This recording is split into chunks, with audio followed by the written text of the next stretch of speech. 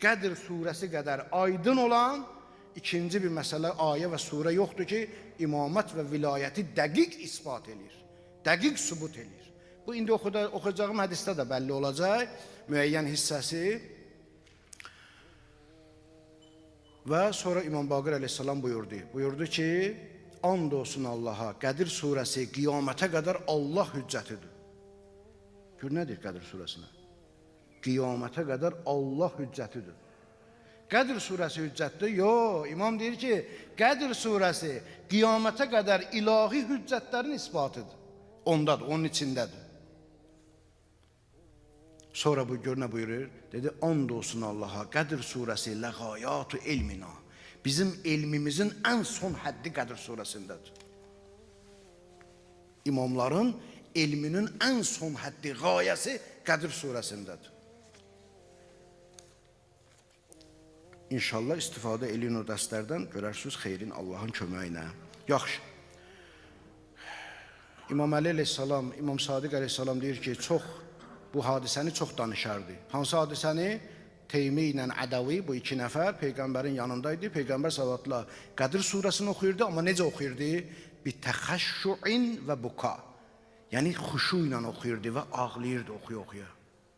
İnna anzalnanı oxuyurdu, Peyğəmbər ağlayırdı və buka. Fəyəqulan, o iki nəfər Peyğəmbərə dedilər, ma əşəddu riqqətikə lihazihi surə. Dedilər, ya Rasulallah, sən bu surəyə nə qədər ürəyin yanır, bunu ağlaya-ağlaya oxuyursan oxuyanda. Peyğəmbər sallallahu cavab verdi.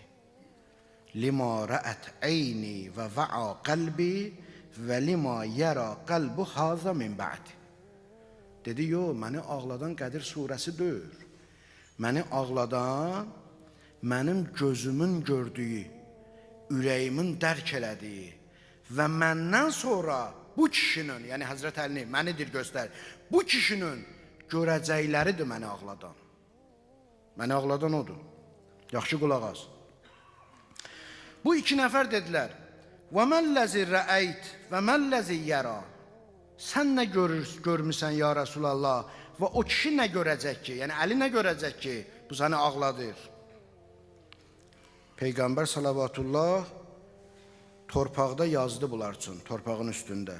Fəyəktubu ləhumə fit-turab tunazzulul mələikətü və ruhu fiha bi izni rabbihim min kulli əmr. Yəni Qədir surəsinin bu ayəsini yazdı.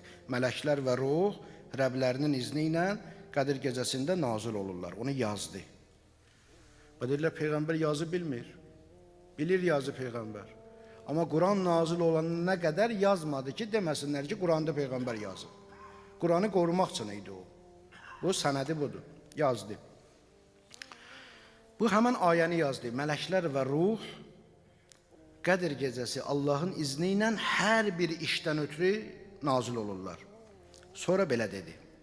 Həl bəqiyə şeyun ba'də qavlihi əzzə və cəl kullə əmr.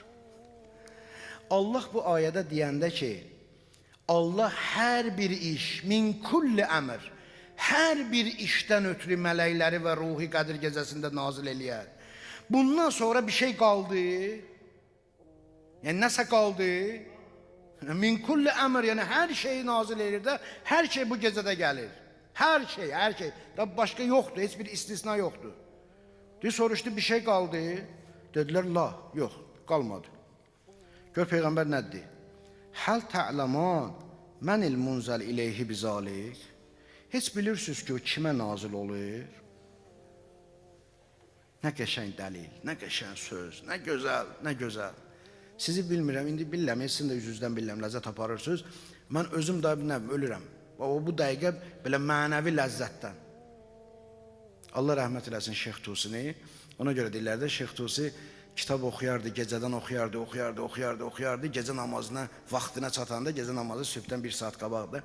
Ora çatanda kitabı qoyardı yerə. Deyərdi, Eynəl muluk və əbnaul muluk min hazihil ləzzə. Deyərdi, haradadır padşahlar, padşahların övladları, bu ləzzət hara, onlar hara. Yəni, onlar bu ləzzəti bilmirlər nədir. İnsanlar bilmir bu ləzzət nədir. Bu elmdə olan ləzzət, bu dində olan ləzzət, mənəviyyatda olan ləzzəti onlar bilmir. Peyğəmbər salavatullah buyurdu ki,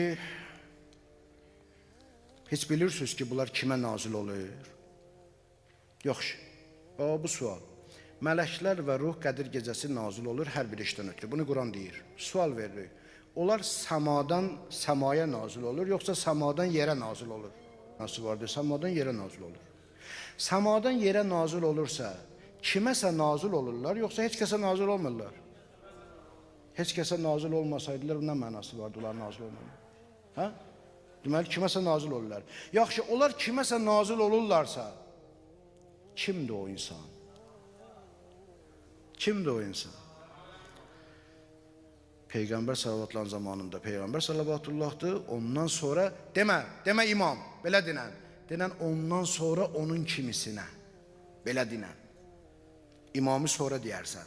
O riyazi ardıcıllığı dini söhbətdə də qoruyun, saxlayın. Dəlil gətirəndə də qoruyun, saxlayın. Birbaşa deməyin imama, zamanı imamına. Deyin ki, əvvəl Peyğəmbərə, onun zamanında ona, salavatullah aleyh və aleyh. Ondan sonra onun kimisinə, başqasına gələ bilməz. Niyə? Niyə gələ bilməz? Niyə gələ bilməz başqasına? Çünki ondan başqa hər kəsin elmində ixtilaf var. Heç kəs gözləmirdi, mən belə deyəcəm. Düzdür? Ondan başqa hər kəsin elmində ixtilaf var. Büyün bilmir, sabah bilir. Büyün bilmir, sabah bilir. Sabah büyünləri bilir, sabah yadından çıxardır. Və yaxud bugün səhv deyir, o birisi başqa səhv. İxtilaf var, yoxsa ixtilaf yoxdur bəşər elmində. Var bəşər elmində.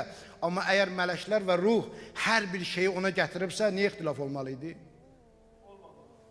Deməli, Peyğəmbər salavatullahdan sonra Peyğəmbər kimisi var ki, mələklər və ruh hər işi ona gətirirlər, onun elmində ixtilaf yoxdur. O demir, bu günləri bilmirəm, sabah biləcəm.